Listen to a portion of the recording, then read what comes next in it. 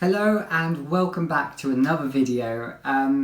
Today I wanted to do a video about a new to me author that I'm kind of gutted I have only just got to. Had I, read these two books even a week or two earlier, then this author would probably have made my favourite writers list. But unfortunately these two books I've read in the past few days and love them both, and want to kind of just discuss the author in like an addendum possibly to the favourite writers video that I recently made. So today I'm going to be talking about Robbie Arnott. He's an Australian writer and I believe he's from Tasmania actually. And I was recommended to him first by Jaclyn from 6 Minutes for Me.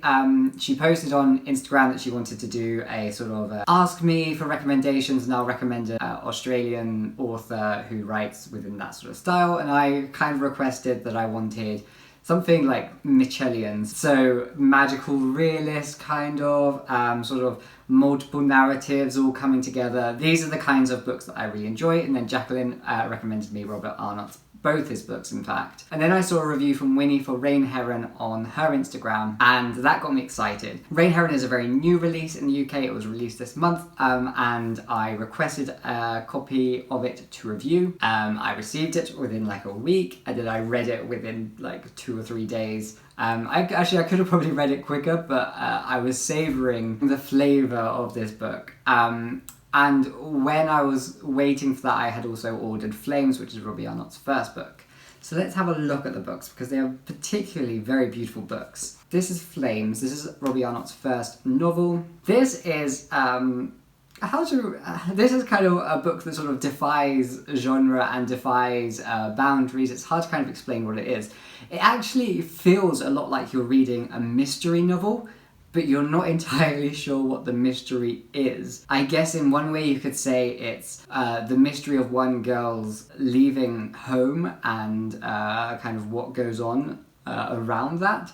But you kind of know why she leaves home from the start and things just develop. But the way that this novel kind of grows and the tension that comes with it has this sort of atmosphere that makes you feel like you're waiting to find out something more. So like I said, it's a novel about a girl called Charlotte. She leaves home because she realises that her brother is making a coffin for her. She's not ill or anything, she's nowhere near death, but since the loss of their mother, her brother Levi has kind of been showing some instability which unnerves her, and if anything that kind of gives her the push that she's always been needing in order to kind of learn more about herself, learn more about the country that she lives in, and also for us to learn more about the sort of family curse of the McAllisters, in which the women, after dying and being cremated, return for like a few days as almost these natural spectral beings that have to come and fulfill something that they didn't do prior to their death. So that's kind of where the story begins, and it sort of sets off from there. And we're cast onto a journey, and each part is told in a different way by a different character.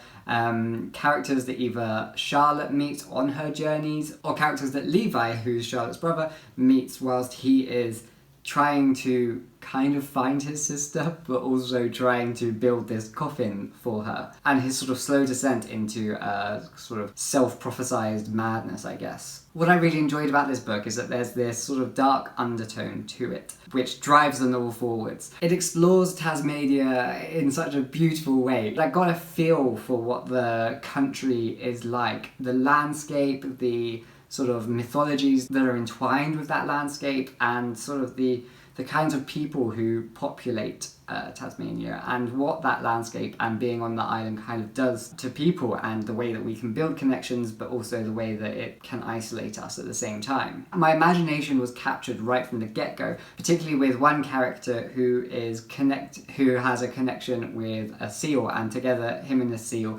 hunt a specific kind of tuna, which is really dangerous and everything. But that one small story sort of really lighted my imagination and definitely set the tone of what the rest of the novel was going to be. In this novel, we kind of begin to see Robbie Arnott's way of working with the natural world around him, the way that he describes it and the way that he plays with it and how humans interact with it, which I found really fascinating and something that I think then gets explored a lot more in The Rain Heron. I will say that towards the end of this novel, things kind of like got wrapped up a little bit too quickly or a little bit too easily, and it kind of lost its tone that it had at the start.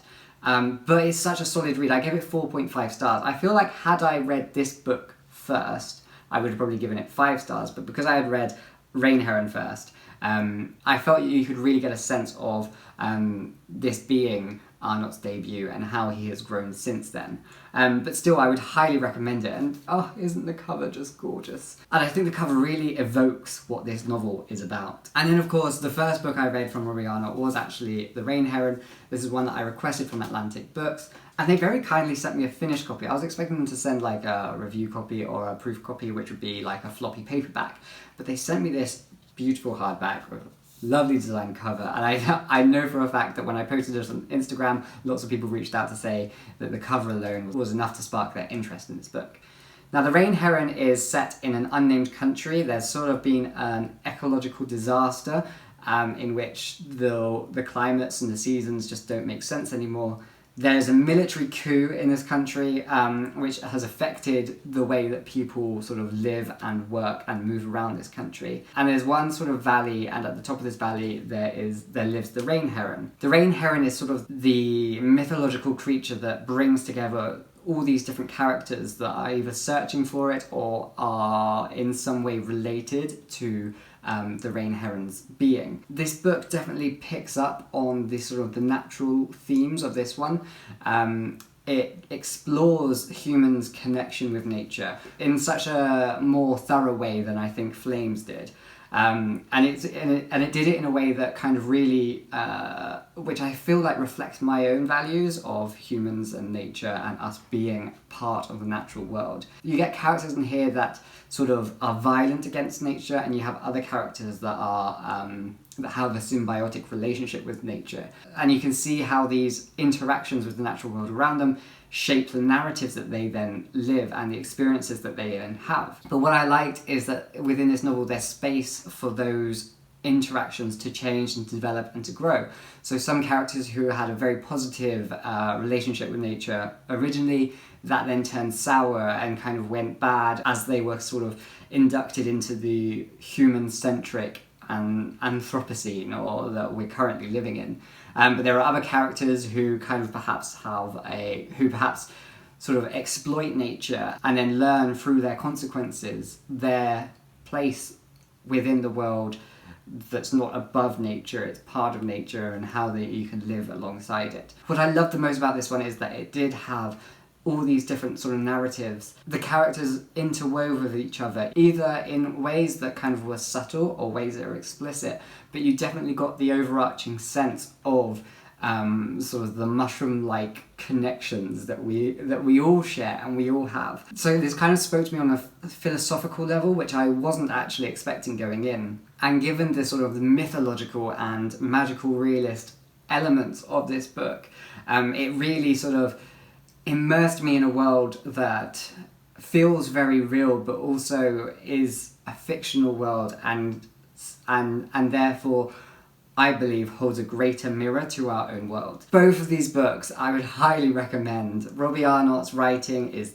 beautiful. At times, particularly in this one, it's quite sparse, so it's very easy to get through, and it's very and there are parts where you're like almost being excluded from the text, but then there are times where it's so richly detailing the natural world around you, and the writing in this one is so much more luxurious that you are absorbed and you're lost within it. And I think that's a very playful tool that Arnott has in both of these books, in this sort of wanting you to be involved, but also positioning you as a reader in a point where you have to consider your own role in the world around you and your own role within these books, which I believe then gives you a far greater experience with these novels, because not only are you enjoying such a beautifully told and beautifully crafted story, but you're enjoying the sort of the mental games of you having to question yourself afterwards or during the reading, and it just makes the experience sort of multi-layered and multi-dimensional in a way that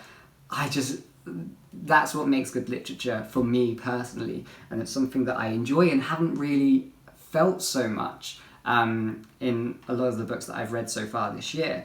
So I'm very happy to have found these books, and I cannot wait to see Robbie Arnott's career just grow and grow, and to read more of his work, and to get a deeper knowledge of who he is as a person and his sort of perspectives on the natural world around us, and how these can help to shape my own as I try to live more sustainably and more in touch with nature. So yes, beautiful books by a very fine writer, and I highly recommend these books. If you have already read them, let me know your thoughts down in the comments below. If you haven't yet, I hope that you will give him a chance and discover more of his work.